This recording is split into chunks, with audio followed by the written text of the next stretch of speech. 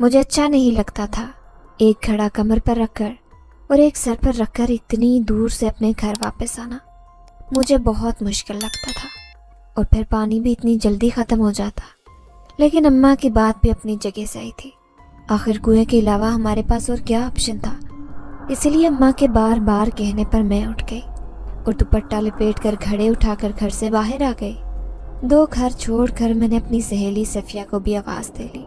वो भी जैसे मेरे इंतज़ार में ही बैठे थे। झट से पानी के खाली घड़े उठाए बाहर आ गई। हम दोनों बातें करते करते कुएं की तरफ चल पड़े। यूँ तो मुझे कुएं पर जाना बिल्कुल पसंद नहीं था, लेकिन अपनी सहेलियों के साथ बातें करना और उनके साथ मौज मस्ती करना मुझे बड़ा अच्छा लगता था। मैं और सफिया कुएं की तरफ चल पड़े थे और रास्ते में दूसरी सहेलियां भी मिल गईं और यूं हमारा एक कारवां सा बन गया। 8-10 लड़कियों पर मुश्तमिल ये छोटा सा काफिला जब कुएं पर पहुंचा तो सब बारी बारी ढोल फेंककर पानी भरने लगी। मैं इधर उधर फिर कर अपना वक्त गुजार रही थी। उस वक्त मुझे सबसे ज़्यादा इसी बात की टेंशन थी कि अब फिर से इतने वजनी घड़े को उठाकर वापस घर जाना पड़ेगा। मुझे इस बात से बहुत कोफ्त होती थी और इसीलिए मैं पानी भरने आना नहीं चाहती थी, लेकिन अम्मा रोज़ ही मुझे भेज देती। मेरी आदत थी मैं जब भी आती तो यहाँ पर खड़े होकर कोई न कोई सूरत तिलावत करने लगती थी। आज भी मैं सूरज जिन की तिलावत कर रही थी।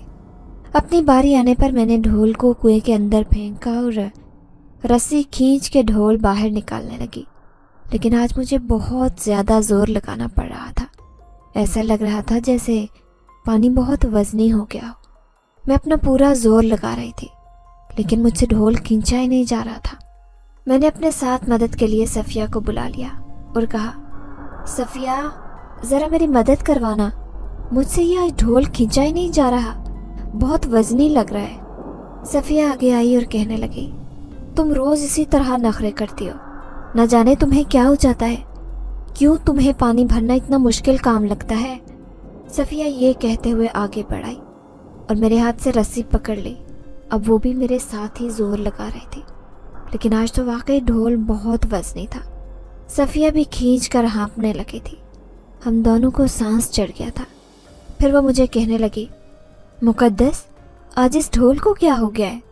हम सब ने पानी निकाला है, लेकिन इतना वज़नी तो पहले नहीं था, तुम्हारी दफ़ा हो गया है। मैं तो यही समझी थी कि तुम हमेशा की तरह नखरा कर रही हो, लेकिन ये तो सचमुच में बहुत वज़नी है। सफिया ने ये कहते साथ ही मेरे साथ और ज़ोर लगाना शुरू कर दिया, लेकिन वो ढोल आज वाकई बहुत वज़नी था और ऐसा लग रहा था जैसे उसमें ना जाने क्या भर गया है। हालांकि वो 10 लीटर का ढोल ही था, लेकिन फिर भी इतना ज़ोर लगाकर खींचना पड़ रहा था कि उसे खींचकर हम दोनों हाँफ गए थे और बमुश्किल ही ढोल किनारे तक पहुंचा था। ढोल को कुएं के किनारे पर रखकर मैं और सफिया सांस लेने रुके तो वो मुझे कहने लगी, मुकद्दस ये सिर्फ तुम्हारी दफ़ा ऐसा हुआ है, ना जाने क्यों जो काम तुम्हें बुरा लगता है वो इसी तरह लटक जाता है। सफिया ने ये कहते हुए मेरी मदद की और बाल्टी उठाकर घड़े में पानी डालना शुरू कर दिया। वो ढोल अब भी बहुत ज़्यादा वज़नी महसूस हो रहा था और मुझे तो ये सोच कर ही पसीने आ रहे थे कि अब मैं इस घड़े को उठाकर घर तक कैसे ले जाऊंगी। बाकी सारी लड़कियां हमारे इंतज़ार में खड़ी थी क्योंकि अब शाम हो रही थी और सब के दरमियान ये बात तय थी कि सब इकट्ठे ही घर वापस जाएंगे। सब ने जब ये देखा कि मुझे ढोल खींचने में और अब घड़ा उठाकर सर पर रखने में मुश्किल पेश आ रही है तो सब मेरी मदद के लिए आगे बढ़ी। लेकिन जैसे ही मैंने घड़े को सर पर रखा तो न जाने क्या हुआ, उसका वज़न मुझसे बर्दाश्त नहीं हुआ और घड़ा मेरे हाथ से गिरकर टूट गया। मैं हैरानी के मारे घड़े के टूटे हुए टुकड़ों को देख रही थी। पानी सारा इर्द गिर्द फैल गया और प्यासी ज़मीन ने उसे फ़ौरन अपने अंदर जज़ब कर लिया था, लेकिन घड़े के टुकड़े उस गीली ज़मीन पर उसी तरह पड़े थे और मैं शौक के आलम में यही सोच रही थी कि आखिर अब घर पानी कैसे लेकर जाऊंगी। मेरा नाम मुकद्दस है और मेरी उम्र 21 साल है। मैंने स्कूल की तालीम तो बस 5वीं तक ही हासिल की थी। उसके बाद कुरान पाक हिफ्ज़ करने मैंने मदरसे जाना शुरू कर दिया और अपनी जहानत के बलबूते पर मैंने बहुत जल्द कुरान पाक हिफ्ज़ कर लिया था। अम्मा को बहुत शौक़ था कि उनकी औलादों में से कोई एक हाफिज़ कुरान बने और अम्मा का ये शौक़ जब मैंने जान लिया तो उसे पूरा करने के लिए अपनी पूरी मेहनत लगा दी। اور जिस दिन मैं हाफिज़ कुरान बनी उस दिन अम्मा की खुशी बहुत दीदनी थी। हम 4 बहनें और 2 भाई थे। मेरा नंबर तीसरा था। मुझसे बड़ी दोनों बहनों के साथ अम्मा को लगाव तो बहुत था, लेकिन वो दोनों बहुत निकम्मी थी। पढ़ाई में भी बहुत पीछे थी और कामकाज के मामले में भी थोड़ी निकम्मियाँ थी। यही वजह थी कि अम्मा उन्हें हर वक्त डांटती टपटती रहती और अक्सर उन्हें मेरी मिसाल देकर समझाती। मैं कामकाज के मामले में भी काफ़ी फुर्तीली थी और पढ़ाई के मामले में भी अच्छी थी। यूँ तो हमारे गांव में सिर्फ 8वीं तक ही स्कूल था, इसीलिए मैंने हिफ्ज़ करने के बाद 8वीं के इम्तिहान दे दिए थे। मैं आगे पढ़ना चाहती थी, लेकिन उसके लिए मुझे 10 किलोमीटर दूर जाना पड़ता। अब रोज़ कौन मुझे इतनी दूर लेकर जाता और छोड़ कर आता। अब्बा तो चौधरियों का मुलाजिम था, इसी वजह से अब्बा घर से जो भी सुबह सवेरे जाता, अक्सर इशा के बाद ही अब्बा की शक्ल देखने को मिलते। सारे दिन की अनथक मेहनत के बाद अब्बा रात को जब घर वापस आता तो उसे इतनी भी फुर्सत नहीं मिलती कि वो अपने बच्चों का हाल अहवाल ही मालूम कर लेता। यही वजह थी कि घर के सारे मामलात अम्मा ही देखती। अम्मा को ही मालूम था कि किस बच्चे के साथ कैसा बर्ताव रखना है और किसको किस चीज़ की ज़रूरत है। अम्मा ने जब मेरे शौक़ को जाना तो अपने तौर पर उन्होंने बहुत कोशिश की कि कोई ऐसा बंदोबस्त हो जाए कि मैं हफ्ते में 3 दिन ही स्कूल चली जाया करूं, लेकिन ऐसा कुछ भी नहीं हो सका। अम्मा ख़ुद भी मुझे पढ़ाना चाहती थी, लेकिन जब कोई इंतज़ाम नहीं हो सका तो वो भी अपना दिल मार कर बैठ गई। लेकिन उन्हें इस बात की बहुत ज़्यादा खुशी थी कि मैं कुरान पाक हिफ्ज़ कर चुकी हूँ। जिस दिन मैंने कुरान पाक हिफ्ज़ किया था, अम्मा ने सारे गांव में मीठे चावल बांटे और हर एक ने घर पर आकर अम्मा को मुबारकबाद दी और मुझे इनाम के तौर पर कुछ रकम दी थी। उस दिन तो मैं बहुत ज़्यादा खुश थी क्योंकि मैंने अपने ख्वाब को पूरा कर लिया था। 8वीं के इम्तिहान देने के बाद अब मैं घर पर ही होती थी। अम्मा ने मेरी दोनों बहनों का रिश्ता ढूंढकर उन दोनों की शादियां एक ही घर में करती थी। एक ही घर में 2 भाइयों के रिश्ते अच्छे मिल गए थे। वो दोनों ब्याह कर दूसरे गांव चली गई। अब वो कभी कभार ही आती थी। अम्मा की जिम्मेदारी थोड़ी कम हो गई थी, इसलिए अम्मा का रुख अब मेरी तरफ हो गया था। अम्मा मुझे आजकल अपनी नज़रों में रखे रखती, हमेशा किसी न किसी काम में उलझाए रखती।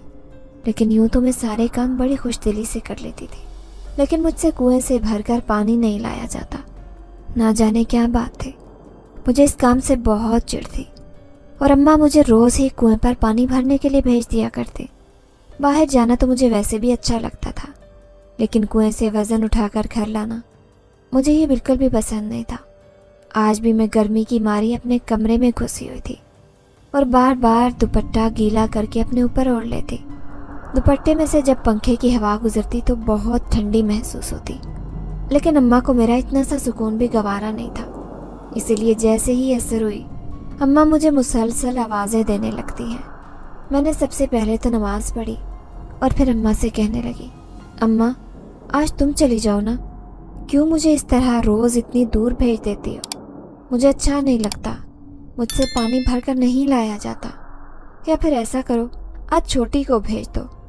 मैंने अम्मा को ये कहते हुए अपनी छोटी बहन की तरफ इशारा करने लगी, जबकि अम्मा कहने लगी, शर्म नहीं आती? इतनी बूढ़ी माँ को कुएं पर पानी भरने भेजेगी? और छोटी बहन का भी ख्याल नहीं है, वो कैसे उठा कर लाएगी? तू तो जवान जहान है, समझदार है, अपनी सहेलियों के साथ बातें करते हुए चली जा और इसी तरह बातें करते हुए घर आ जाना। कौन सा पहाड़ तोड़ना है, पानी ही तो भर कर लाना है। अम्मा ने गुस्से से कहते हुए मुझे खड़ा लाकर पकड़ा दिया और अब मेरे पास इनकार करने का कोई चारा नहीं था। इसीलिए मैंने अपनी चादर ओढ़ी और खड़े उठाकर बाहर निकल आई। उस वक्त मेरी रफ्तार तेज़ थी और मैं जल्दी जल्दी कदम उठाती हुई अपनी सहेली के साथ कुएं पर चल पड़ी। बारी बारी सबने अपने घड़ों में पानी भरा, लेकिन जब मेरे पानी भरने की बारी आई तो तब मुझे ऐसा लग रहा था जैसे ढोल में न जाने क्या है। ढोल इतना वजनी हो चुका था कि मुझे अकेली से उसे उठाना मुश्किल हो रहा था। इसीलिए मेरी मदद के लिए मैंने सफ़िया को बुला लिया। सफ़िया पहले तो उसे मेरा नखरा समझी थी, लेकिन जब उसने मेरी मदद करवाई तो उसे भी मालूम पड़ गया कि वाकई ढोल बहुत वजनी था और उसे ऊपर खींचना उतना ही महाल हो रहा था। हम दोनों ने अपनी पूरी कुव्वत से ढोल को ऊपर खींच लिया, लेकिन उस सारी मुशक्क़त के दौरान हम दोनों हाँफने लगे थे। बड़ी मुश्किल से ढोल को घड़े में उठेला। घड़ा भी पूरा नहीं भरा था, लेकिन मेरे अंदर अब इतनी हिम्मत नहीं थी कि मैं दोबारा ढोल कुएं में फेंकती और दोबारा इतनी मेहनत मुशक्क़त करके उसे ऊपर खींचती। इसीलिए मैंने यही सोचा कि आज के लिए इतना पानी लेकर जाती हूँ, कल दोबारा आना तो है। लेकिन जैसे ही घड़ा उठाने लगी तो घड़ा उठाना भी दोपहर हो गया था। घड़ा भी मुझसे उठाया नहीं जा रहा था। मैंने मदद तलब नज़रों से सफ़िया की तरफ देखा तो वो भी जैसे बेबसी से कंधे अचका कर रह गई। ताहम 2 लड़कियों के साथ मिलकर बमुश्किल उस घड़े को मेरे सर पर रखा, लेकिन वो घड़ा इतना वज़नी था कि मेरा सर उसका वज़न बर्दाश्त नहीं कर पाया और घड़ा नीचे गिरकर टूट गया। मैं हैरत से हक्का बक्का उस घड़े को देखते रह गई। यकीन नहीं आ रहा था कि इतना वज़नी होगा कि नीचे गिरकर ही टूट जाएगा। मैं उस वक्त रो देने वाली थी। मुझे मालूम था कि अम्मा बहुत गुस्सा करेगी। एक तो मैं पानी लेकर नहीं जा रही और दूसरा घड़ा भी तोड़ दिया। पहले ही अम्मा बड़ी मुश्किल से खर्चा पूरा करती थी और अब ये घड़े का एक इजाफी खर्चा महसूस हो रहा था। मैंने बड़े बुरे दिल के साथ घर वापसी की राह पर चल पड़ी। सफ़िया मेरी परेशानी महसूस कर रही थी, ताहम वो मेरी दिलजोही करने लगी और कहने लगी, मैं खाला से खुद ही कह दूंगी कि तुमने तो अपनी पूरी कोशिश की थी, लेकिन वो घड़ा ही बेवफा निकला। सफ़िया ने ये कहते हुए शरारतन एक आंख दबाई, लेकिन मैं मुस्कुरा भी नहीं सकी। वो बेचारी मेरा मूड ठीक करने की कोशिश कर रही थी, लेकिन मुझे मालूम था अम्मा बहुत बातें सुनाएगी। और वही हुआ। जब मैं घर में दाखिल हुई तो अम्मा ने जब मुझे खाली हाथ आते देखा तो पूछने लगी। अम्मा को मैंने सारी बात बताई तो वो बहुत गुस्सा हुई और बुरी तरह मुझे डांटने डपटने लगी। कहने लगी, तुम तो पहले ही पानी लेकर आने पर राज़ी नहीं थी। मेरी ही मत मारी गई थी जो मैंने ज़बरदस्ती तुझे वहाँ पर भेज दिया और अपना नुकसान करवा लिया। अम्मा काफ़ी देर तक बोलती रही। अब चूँकि घर पर पानी नहीं था और इस वक्त वैसे भी मगरिब होने वाली थी, इसलिए अम्मा ने दूसरा घड़ा उठाया और बाहर चली गई। अम्मा कुएं की तरफ ही जा रही थी, क्योंकि पानी के बगैर तो गुजारा नहीं होना था और घर में पीने के लिए एक बूंद भी नहीं बची थी। मैं बड़े बुरे दिल के साथ अंदर कमरे में आ गई। मुझे रह रहकर अफसोस हो रहा था। अम्मा शायद यही समझ रही थी कि मैंने जानबूझकर उस घड़े को तोड़ा था, लेकिन ऐसा नहीं था। वो सचमुच में बहुत भारी था। अब ऐसा लग रहा था जैसे मैं कई मन वज़न उठा रही हूँ। उस घड़े को उठाने के बाद मुझे अब तक अपने कंधों पर एक बोझ महसूस हो रहा था और सर अलग भारी हो रहा था। शायद इतना वज़न उठा लेने के बाद सर भारी हो गया था। मैं अपने दुखते सर को एक हाथ से दबाती हुई दीवार के साथ टेक लगाकर बैठ गई। दरअसल मैं अम्मा का इंतज़ार कर रही थी, क्योंकि मुझे अम्मा से माफ़ी मांगना थी, लेकिन मेरा सर इतना दुख रहा था कि दबाने से भी मुझे थोड़ा सा सुकून मिला था और न जाने कब उसी तरह बैठे बैठे मेरी आंख लग गई। लेकिन कुछ देर बाद ही न जाने किस एहसास के तहत मेरी आंख खुल गई। मैं एकदम घबरा कर इर्द गिर्द देखने लगी। मुझे ऐसा लग रहा था जैसे मैं मौजूद तो यहाँ पर हूँ, लेकिन मेरा जहन कहीं और है। मैंने कुछ महसूस किया था, कुछ ऐसा जो पहले कभी नहीं हुआ था। उस वक्त मुझे यहाँ पर किसी की मौजूदगी महसूस हो रही थी और ऐसा लग रहा था जैसे वो टिकटिकी बांध कर मुझे देख रहा हो, लेकिन कमरे में मेरे अलावा कोई मौजूद नहीं था। उस टिकटिकी के एहसास से ही मेरी आंख खुली थी और मैं न समझी से कमरे के चारों तरफ नज़र घुमा कर देख रही थी। कमरे में मेरे अलावा कोई नहीं था, लेकिन किसी की मौजूदगी का एहसास शिद्दत से हो रहा था और एक अजीब सी खुशबू कमरे में महसूस हो रही थी। पहले तो मैं समझी कि शायद मैंने जो सुबह पाउडर लगाया था उसकी खुशबू आ रही है, लेकिन सुबह का पाउडर अब तक अपनी खुशबू कैसे बरकरार रखता? और फिर ये खुशबू मेरे पाउडर की खुशबू नहीं थी, ये कुछ अनोखी सी खुशबू थी, कुछ अलग सी महसूस हो रही थी और मेरे हवासों पर तारी हो रही थी। मैं एकदम घबरा कर बाहर आ गई और बाहर आकर देखा तो अम्मा आ चुकी थी और उस वक्त बावर्ची खाने में मौजूद थी। अम्मा के चेहरे पर थकावट और जंजलाहट सी थी। मैं दिल ही दिल में शर्मिंदा हो गई और आगे बढ़कर अम्मा से माफ़ी मांगने लगी। अम्मा, मुझे माफ़ कर दो, मैंने वो जानबूझकर नहीं किया था। मैं घर से तो बड़े बुरे मूड से निकली थी, लेकिन रास्ते में मेरा मूड बड़ा अच्छा हो गया था। लेकिन वहाँ पर जब मैं वो ढोल खींच रही थी तो मुझसे ढोल खींचा ही नहीं जा रहा था। वो बहुत वज़नी था। میں نے صفیہ کی مدد سے بڑی مشکل سے اسے کنارے تک کھینچا تھا۔ تم بے شک صفیہ سے پوچھ لو، اس نے میری مدد کی تھی۔ اور پھر 2 لڑکیوں نے مل کر اس کھڑے کو میرے سر پر رکھا تھا۔ وہ کھڑا بھی بہت وزنی ہو گیا تھا، جیسے نہ جانے اس پانی میں کیا شامل تھا، اور پھر اتنا وزن میں برداشت نہیں کر سکی اور کھڑا نیچے گر کر ٹوٹ گیا۔ میرا سر بھی اس وقت سے بہت دکھ رہا ہے اور کندھے بھی بہت بھاری ہو رہے ہیں۔ میں نے اپنی صفائی دیتے ہوئے اماں سے کہا تو اماں کہنے لگی، مجھے معلوم ہے، صفیہ نے مجھے سب بتا دیا تھا، راستے میں مجھے ملی تھی، اسی کی زبانی سب کچھ معلوم ہوا ہے، تو فکر نہ کر، میں تجھ سے ناراض نہیں ہوں۔ اماں نے یہ کہتے ہوئے ایک نرم سی مسکراہٹ میری طرف اچھالی تو میں نے دل ہی دل میں صفیہ کا شکریہ ادا کیا، جس نے اماں کو صاف سچائی بتا کر میرا کام آسان کر دیا تھا۔ میں اماں کے ساتھ مدد کروانے لگی اور پھونکنی کی مدد سے پھونکے مار کر لکڑیوں والا چولہا جلانے کی کوشش کر رہی تھی، لیکن اس وقت نہ جانے کیا بات تھی، لکڑیاں جل کر ہی نہیں دے رہی تھی۔ میں پھونکے مار مار کر تھک چکی تھی اور آنکھوں سے پانی بہنے لگا تھا۔ کچا دھواں میرے حلق میں اتر رہا تھا، لیکن نہ جانے کیا بات تھی، لکڑیاں آگ نہیں پکڑ رہی تھی۔ اماں خود حیران تھی، کیونکہ اماں بھی کتنی دیر سے کوشش کر رہی تھی، لیکن لکڑیاں آگ نہیں پکڑ رہی تھی۔ اماں کہنے لگی، ان لکڑیوں کو آج کیا ہو گیا ہے؟ میں کب سے جلانے کی کوشش کر رہی ہوں لیکن آگ ہی نہیں پکڑ رہی۔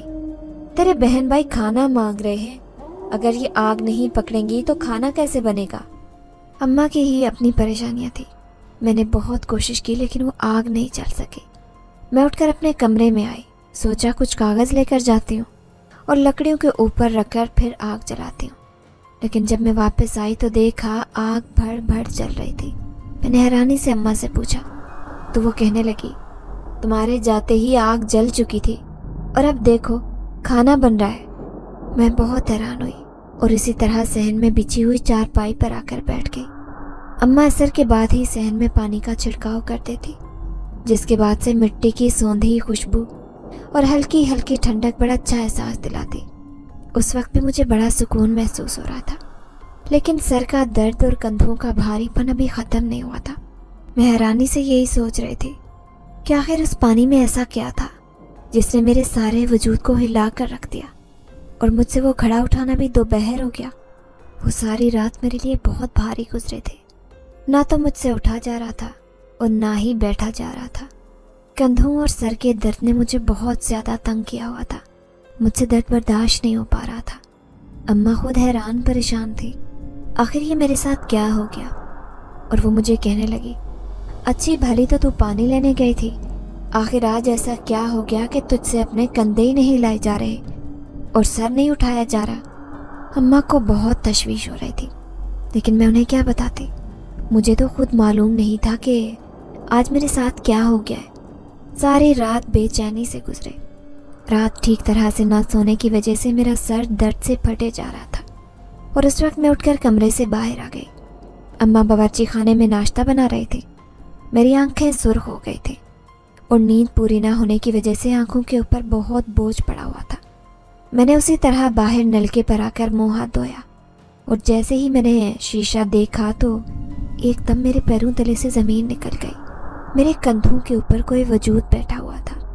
آئینے میں اس وجود کو دیکھ کر خوف کے مارے میری آنکھیں پھٹی کی پھٹی رہ گئی۔ میں بہت حیرانگی سے اس وجود کو دیکھ رہی تھی۔ میں نے بے اختیار اپنے ہاتھوں کو کندھوں کی طرف لے کر جانا چاہا، لیکن مجھے وہ وجود ایسے محسوس نہیں ہو رہا تھا، لیکن سامنے آئینے میں وہ مجھے دکھائی دے رہا تھا۔ اس کے عجیب سے خد و خال مجھے خوف میں مبتلا کر رہے تھے۔ میں بے اختیار چیخ اٹھی۔ میری چیخ سن کر اماں باورچی خانے سے بھاگی بھاگی آئی اور پوچھنے لگی، کیا ہوا مقدس؟ تو ایسے کیوں چلا رہی ہے؟ میں نے بوکھلائے ہوئے انداز میں اماں سے کہا، اماں یہ دیکھو یہ دیکھو، میرے کندھے پر کوئی وجود بیٹھا ہوا ہے۔ میں نے اماں سے کہا تو وہ کہنے لگی، نہیں ایسا تو کچھ نہیں ہے، تجھے وہم ہوا ہے۔ لیکن میں اماں کا ہاتھ پکڑ کر اپنے کندھوں کی طرف لے جانے لگی، لیکن اماں مسلسل مجھے یہی کہے جا رہی تھی کہ یہاں پر ایسا کچھ بھی نہیں ہے، لیکن مجھے واضح طور پر اس وجود کا وزن اپنے کندھوں پر محسوس ہو رہا تھا۔ میں نے آئینے میں دیکھا تو اب کی بار مجھے وہ دکھائی نہیں دیا۔ میں حیرت سے ساکت رہ گئی، یقین نہیں آ رہا تھا کہ चंद लम्हों में ही वो यहाँ से गायब हो जाएगा। मैं बेहद परेशान थी। अम्मा तो वापस बावर्ची खाने में चली गई थी, लेकिन मुझे शदीद खौफ महसूस हो रहा था। न जाने क्या बात थी, ऐसा लग रहा था कि ये सब कुछ कल कुएं से ही शुरू हुआ था। मुझे समझ नहीं आ रही थी कि आखिर इस बार मेरे साथ ऐसा क्यों हुआ है। पहले तो कभी मैंने ये महसूस नहीं किया था, और ना ही मेरे साथ कभी ऐसा हुआ था। हालांकि मैं पहले भी पानी लेकर आती रही हूँ, लेकिन ऐसा कोई भी वाकया नहीं हुआ। अब की बार ऐसा क्या हुआ है? मैं घबरा कर अपने कमरे में चली गई। अम्मा ने मुझे बावर्ची खाने से ही आवाज़ दी और नाश्ता करने का कहा, लेकिन मैंने उन्हें मना कर दिया और यही कहा कि मेरा भी दिल नहीं जा रहा। ना जाने क्या बात थी, मेरा दिल मतली कर रहा था और उस वक्त ऐसा लग रहा था जैसे अभी कह आ जाएगी, लेकिन कह नहीं आ रही थी। वो सारा दिन मैंने अपने कमरे में गुजार दिया। मुझे उस वक्त शदीद बुखार हो गया था और उस बुखार की हालत में मैं अपने मुंह से अजीब अजीब आवाज़ें निकाल रही थी। अम्मा मेरी हालत से बहुत परेशान हो गई, क्योंकि मुझ पर गनूदगी तारी थी और उस गनूदगी में मैं बड़बड़ा रही थी। अम्मा परेशान थी और उसी परेशानी में वो डिस्पेंसरी से डॉक्टर को बुला कर ले आई। डॉक्टर ने बुखार वगैरह चेक करके दवा तो दे दी, लेकिन मुझे उस दवा से कोई फ़र्क नहीं पड़ रहा था। अब की बार तो अम्मा शदीद परेशान हो गई, क्योंकि ना तो मेरे बुखार का जोर टूट रहा था और ना ही मैं होश पकड़ रही थी। रात के वक्त जब अब्बा घर आए तो अम्मा ने परेशानी से उन्हें मेरी हालत के बारे में बताया। तो अब्बा कहने लगे, ऐसा कर, इसे शहर में किसी डॉक्टर को दिखा लेते हैं। लेकिन अम्मा कहने लगी कि वो शहर में कैसे जाएगी, इससे तो बस पर नहीं चढ़ा जाएगा। इतनी कमज़ोरी हो गई है कि खड़ी भी नहीं हो पा रही। अम्मा ने अब्बा से परेशानी से कहा तो अब्बा कहने लगे, अच्छा, मैं कोशिश करता हूँ कि अगर चौधरी का शहर की तरफ चक्कर लगता है तो मैं तुझे और इसे भी साथ लेकर जाता हूँ, ताकि तुम दोनों अस्पताल दिखाकर घर वापस आ जाना। अब्बा ने ये कहकर खाना खाया और सोने के लिए चले गए, लेकिन अम्मा को नींद नहीं आ रही थी। उन्हें मेरी हालत की वजह से घबराहट हो रही थी और बार बार उसी परेशानी में मेरे कमरे में आ रही थी। इस दौरान जब अम्मा बावर्ची खाने में अपना काम समेटने गई और मैं नीम गनूदगी की कैफियत में लेटी हुई थी कि अचानक मुझे तेज़ खुशबू महसूस हुई। मैंने अपनी मुंधी मुंधी आंखें खोल कर देखा तो मुझे ऐसा लगा जैसे मेरे करीब कोई आकर बैठा है। वो कोई जवान आदमी था और काफ़ी ऊंचा, लंबा और जवान था। उसने हल्की हल्की दाढ़ी रखी हुई थी और मेरे करीब आकर बैठा हुआ था और मेरी तरफ टिकटिकी बांधे देखे जा रहा था। मैंने आहिस्ता आवाज़ में पूछा, कौन हो? तो अपनी भारी आवाज़ में कहने लगा, मैं ज़ीशान हूँ। मैंने पूछा, कौन ज़ीशान? तो वो कहने लगा, मैं एक जिनज़ादा हूँ। मुझे कल से तुमने कैद करवाया था और अब मैं तुम्हारे साथ साथ हूँ। उसकी बात ने मेरे रोंगटे खड़े कर दिए, लेकिन बुखार की शिद्दत से मुझे कुछ समझ नहीं आ रहा था। मुझे ऐसे लग रहा था जैसे मैं दोबारा बेहोश हो गई थी। और फिर दोबारा जब मेरी आंखें खुली तो अम्मा मेरे पास ही बैठी हुई थी और मुझे कुछ खाने के लिए इसरार कर रही थी। मैंने उसी तरह गनूदगी के आलम में अम्मा से पूछा, अम्मा, वो ज़ीशान चला गया? अम्मा ने हैरानगी से मुझे देखा और कहने लगी, कौन ज़ीशान? अम्मा, वही ज़ीशान जो जिनज़ादा है। मैंने अम्मा से कहा तो अम्मा सन्नाटे में रह गई और उसके बाद मुझे कुछ खबर नहीं हुई, क्योंकि मैं दोबारा बुखार की शिद्दत की वजह से फिर से गनूदगी में चली गई थी। अगले दिन सुबह मेरी तबीयत कुछ फिर बेहतर थी और मैंने अपने आप को घसीटते हुए बाहर सहन में लेकर आ गई, लेकिन उस वक्त भी मेरे जिस्म और सर में शदीद दर्द था। मैं बाहर चारपाई पर आकर बैठ गई। अम्मा मेरे पास आ गई और तशवीश से मुझसे कहने लगी, मुकद्दस, आखिर तुझे क्या हो गया है? मैं देख रही हूँ 2 दिन से तेरी हालत बहुत ख़राब है और कल तो किसी ज़ीशान का कह रही थी। ये ज़ीशान कौन है? मैंने एकदम चौंक कर अम्मा को देखा और फिर मुझे ख्याल आया कि मैंने जिसे देखा था वो हकीकत था, वो मेरा ख्वाब नहीं था। अगर मैं अम्मा से ज़ीशान की बात कर रही थी तो इसका मतलब है ज़ीशान वहाँ पर आया था। और फिर मैंने अम्मा को सब कुछ बता दिया कि ज़ीशान कौन है और किस तरह वो कल मेरे पास आया था। अम्मा ये सब सुनकर हैरान रह गई और कहने लगी, मुझे तो यकीन नहीं आ रहा कि ऐसा भी कुछ हो सकता है। अब ये डॉक्टर का मसला नहीं है, बल्कि किसी आमिल से ही इसका इलाज मुमकिन है। लेकिन तू फिक्र ना कर, मैं आज ही गांव के आमिल बाबा से पता करती हूँ और उनसे तुझे दम करवाती हूँ, सब कुछ ठीक हो जाएगा। अम्मा ने मुझे तसल्ली देते हुए कहा और फ़ौरन मेरे लिए कुछ खाने को लेने चली गई। लेकिन मेरा कुछ खाने को दिल नहीं चाह रहा था। मुझे अभी भी अपने जिस्म पर एक दबाव महसूस हो रहा था, एक ऐसा बोझ जो मुस्तकिल मेरे कंधों पर महसूस हो रहा था। अम्मा उसी दिन अपने कामों से फारिग होकर आमिल बाबा के पास चली गई और जाकर उन्हें मेरी हालत के बारे में बताया। आमिल बाबा ने पानी पड़कर दम करके दिया और कहा कि बच्ची को यही पानी पिलाना है और साथ ही साथ एक तावीज़ भी दे दिया और कहा कि ये तावीज़ उसके गले में डाल देना, इंशाअल्लाह उससे फ़र्क पड़ जाएगा। अम्मा वो पानी की बोतल और तावीज़ लेकर घर आ गई। लेकिन मैंने जैसे ही पानी का घोंट भरा तो ना जाने मेरे अंदर कैसी आग भड़क उठी। मैं तकलीफ़ की शिद्दत से तड़पने लगी। ऐसा लग रहा था जैसे मैंने ना जाने क्या पी लिया है। मेरे अंदर एक आग लग गई थी। मुझे बहुत तकलीफ़ महसूस हो रही थी और बार बार मेरा दिल घबरा रहा था। अम्मा ने जब मेरा जर्द होता रंग देखा तो बहुत परेशान हुई। उन्होंने वो तावीज़ मेरे गले में डाल दिया, लेकिन उस तावीज़ के डालने के बाद मेरी हालत और ख़राब हो गई। मुझे ऐसा लग रहा था जैसे कोई मेरा गला दबा रहा हो। मेरा सांस घुट रहा था, आवाज़ बंद हो रही थी, मेरी आंखें बाहर को उबल रही थी। अम्मा बेतरह परेशान हो गई। उन्होंने उसी वक्त वो तावीज़ उतार कर रख दिया। वो मेरी हालत देखकर बहुत परेशान हुई। अम्मा मेरे ऊपर आयतुल कुर्सी वगैरह पढ़कर फूंकने लगी, लेकिन उस वक्त मुझे कोई भी चीज़ सुकून नहीं दे रही थी। ऐसा लग रहा था जैसे मेरा सारा वजूद एक अनदेखी आग में जल रहा हो। और फिर जैसे ही मैं नींद बेहोश सी होकर अपने बिस्तर पर गिर गई, उसके बाद मुझे कुछ खबर नहीं कि मेरे साथ क्या हुआ। अम्मा मेरी हालत की वजह से बहुत परेशान थी और दूसरे दिन वो दोबारा आमिल बाबा के पास गई और उन्हें जाकर मेरी हालत के बारे में बताया। आमिल बाबा कहने लगे कि यकीनन इस बच्ची के ऊपर कोई ऐसी चीज़ हावी हो गई है जो शैतानी है, इसलिए मुझे अमल करके उसे इस दुनिया में वापस भेजना होगा। उसके लिए मुझे उस बच्ची के पास जाना होगा, या तो तुम उस बच्ची को यहाँ पर लेकर आओ। आमिल बाबा ने कहा तो अम्मा बहुत परेशान हुई और कहने लगी, आखिर ये कैसे मुमकिन हो सकता है? मेरी बच्ची तो कहीं आती जाती भी नहीं है और ना ही उसने कभी कोई काम किया है। वो खूबसूरत है, हाफिज़ कुरान है, लेकिन आज तक कभी ऐसा नहीं हुआ। अम्मा ये कहते हुए रो पड़ी, जबकि आमिल बाबा कहने लगे कि हो सकता है उससे गलती से कुछ हो गया हो और अब वो उसकी जान नहीं छोड़ रहा, लेकिन तुम फिक्र मत करो, मैं उस बच्ची को आज़ादी दिला दूंगा। मुझे एक बार उस बच्ची के पास ले चलो या फिर बच्ची को यहाँ पर लेकर आओ। आमिल बाबा ने अम्मा को तसल्ली देते हुए कहा तो अम्मा कहने लगी, मेरी बच्ची तो अभी बहुत बीमार है, उससे तो उठा भी नहीं जा रहा, वो चल फिर नहीं सकती। आप वक्त निकाल कर मेरे घर पर आ जाएं और उस बच्ची को देख लें।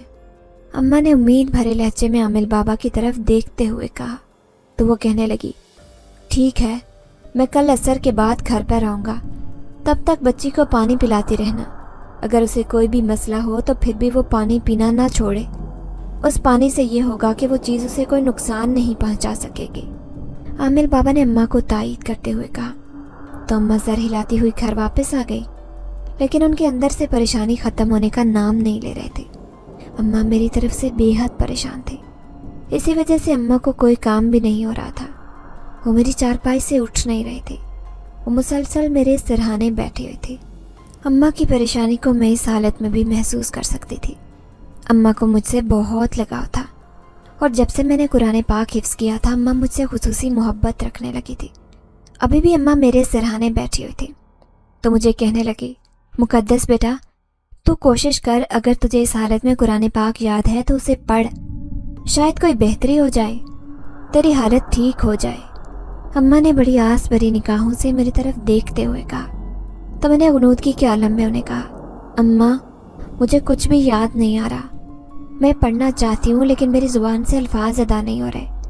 ना जाने क्या हो गया है, ऐसा लगता है जैसे सीने पर कोई बोझ पड़ गया हो। मैंने बेबसी के आलम में अम्मा से कहा तो अम्मा आंसू बहाने लगी और कहने लगी, न जाने मेरी बच्ची को किसकी नज़र लग गई है, न जाने कौन बदबख्त मेरी बेटी के पीछे पड़ गया है।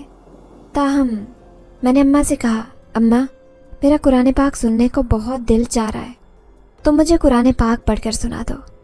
میں نے اماں سے جب یہ فرمائش کی تو اماں اسی وقت اٹھ کر وضو کر کے آئی اور آ کر قرآن پاک کھول کر مجھے سنانے لگی۔ قرآن پاک سنتے ہوئے مجھے بڑا سکون محسوس ہوا اور پھر اس کے بعد نہ جانے کب میری آنکھ کھلک گئی۔ آج 2 دن کے بعد میں بڑے سکون سے سوئی تھی، لیکن ایک خوفناک خواب نے مجھے ہلا کر رکھ دیا تھا اور میں اٹھ کر بیٹھ گئی۔ اس خواب میں نے دیکھا کہ میں اپنے بستر پر بیٹھی ہوئی ہوں۔ اچانک میرے قریب مجھے کسی چیز کی بدبو محسوس ہوئی۔ میں چونک کر دیکھتی ہوں تو میرے پاس ذیشان کھڑا ہوتا ہے۔ ذیشان کو دیکھ کر میں خوف زدہ ہو جاتی ہوں اور اپنے بستر سے اٹھ کر باہر بھاگنا چاہتی ہوں، لیکن مجھ سے بھاگا نہیں جاتا۔ میں جیسے بے جان سی ہو کر بستر پر پڑی رہ جاتی ہوں۔ ذیشان ایک دم سے اپنا ہاتھ میرے چہرے پر رکھتا اور پھر جانے میرے چہرے کو کیا ہو جاتا کہ اس کے اوپر سے خون رسنے لگتا ہے۔ میں نمی سی محسوس کر کے اپنے ہاتھوں کو جب اپنے چہرے پر لگاتی ہوں تو میرے دونوں ہاتھ خون سے بھیگ جاتے ہیں۔ میں چیخنے چلانے لگتی ہوں، لیکن میری چیخ سن کر وہاں پر کوئی بھی نہیں آتا اور ذیشان وہاں پر کھڑا بے ہنگم کہہ کے لگا رہا ہوتا ہے۔ مجھے اب چہرے پر شدید تکلیف محسوس ہو رہی تھی۔ اس تکلیف کے مارے میں مسلسل چلائے جاتی ہوں، لیکن ذیشان کو مجھ پر ایک بار بھی ترس نہیں آتا اور پھر اسی تکلیف میں بے ہوش ہو جاتی ہوں۔ یہ خواب میرے اندر اتنا خوف پیدا کر دیتا ہے کہ میں ایک دم سے اٹھ کر بیٹھ جاتی ہوں۔ اماں میرے قریب ہی بیٹھی ہوتی ہیں۔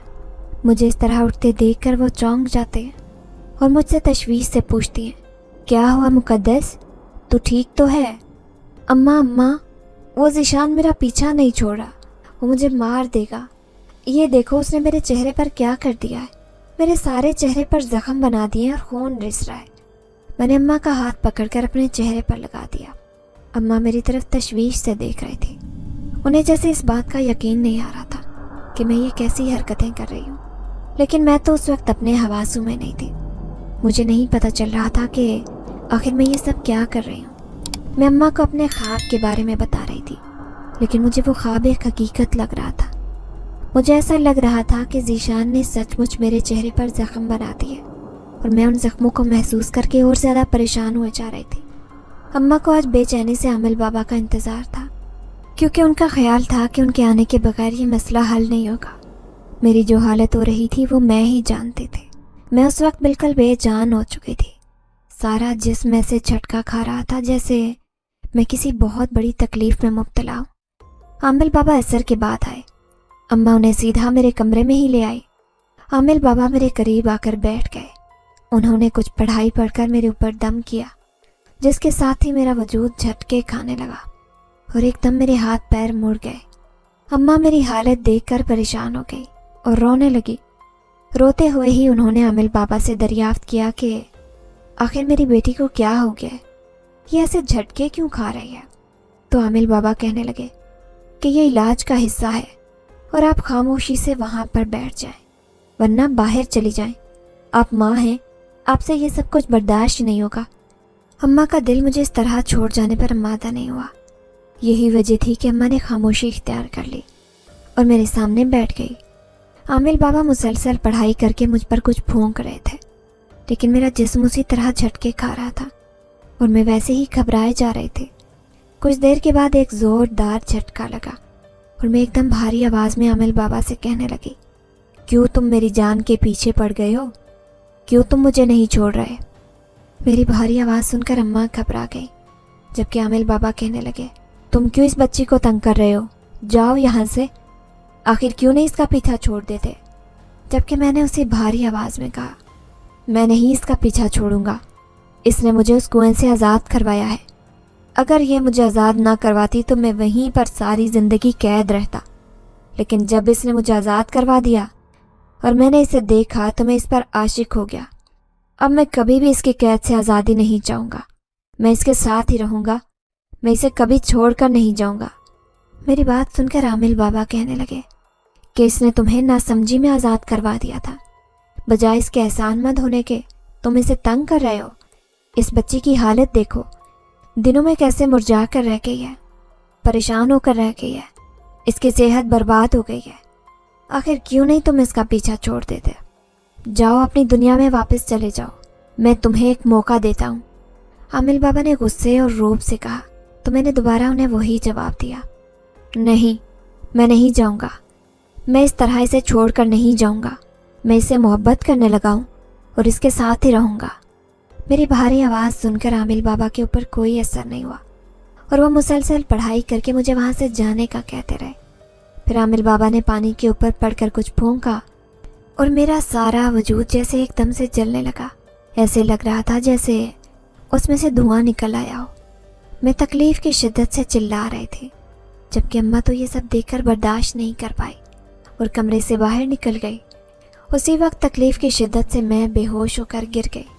फिर मुझे कुछ खबर नहीं रही, जाने मुझे कितने वक्त बाद होश आया। लेकिन जब मुझे होश आया तो अम्मा ने ही मुझे बताया कि आमिल ने पढ़ाई करके उस जिनजादे को कैद कर दिया है और वो कोई शैतानी जिनजादा था जो पहले भी किसी शरारत की वजह से उस कुएं में कैद कर दिया गया था। लेकिन तुम्हारी बेखबरी की वजह से जब वो कुएं से बाहर आ गया तो फिर वो तुम्हारे पीछे पड़ गया और तुम्हें तंग करने लगा। आमिल बाबा ने उसे जाने का बहुत कहा, लेकिन जब वो नहीं गया और अपनी बात पर बजिद रहा तो उन्होंने दोबारा उसे कुएं में कैद कर दिया है। अब उन्होंने कहा है कि कुंवारी लड़कियां उस कुएं से पानी नहीं भरेंगी, वरना जो भी कुंवारी लड़की वहां से पानी भरेगी वो जिनज़ादा दोबारा उसके ऊपर आशिक हो जाएगा। अम्मा ने जब मुझे ये बताया तो मैं एक झुरझुरी लेकर रह गई। मुझे यकीन नहीं आ रहा था कि ये सब कुछ मेरे साथ हुआ है। तभी उस दिन ढोल का वज़न इतना भारी था कि मुझसे खींचा ही नहीं जा रहा था। मैंने बेखबरी में उस जिनज़ादे को वहाँ से आज़ाद करवा दिया था और उसके बाद जब वो मेरे पीछे पड़ गया तो उसने मेरी जान आधी कर दी। वो जिनज़ादा तो दोबारा से कैद हो गया था, लेकिन मेरे दिल से उसका खौफ नहीं जा रहा था। ना जाने क्या बात थी, ना तो अब मैं तन्हा कहीं बैठ सकती थी और ना ही अब घर से बाहर निकल सकती थी। मैं अपने साए से भी डरने लगती थी। अम्मा मेरी हालत देख रहे थे, लेकिन उन्हें आमिल बाबा ने बता दिया था कि अभी कुछ दिन तक मेरी हालत उसी तरह रहेगी। मैं उसी तरह खौफ का शिकार होती रहूँगी और वहम करती रहूँगी। ये मेरे बस में नहीं था। मुझे बार बार ज़ीशान की मौजूदगी का एहसास होता और मैं घबरा जाती। अब मेरी सेहत भी काफ़ी ख़राब थी। अम्मा ने अब मेरे ऊपर खुसूसी तवज्जो देना शुरू कर दी। उनका कहना था कि मेरी बेटी का सारा हुस्न मुरझा कर रह गया है। उस जिनज़ादे ने तुम्हें मारने में कोई कसर नहीं छोड़ी। लेकिन अम्मा को मैं क्या बताती कि आधी तो मैं पहले ही मर चुकी थी। आमिल बाबा के कहने पर अम्मा ने सबको मना कर दिया था कि कोई भी उस कुएं पर कुंवारी लड़की को न भेजे।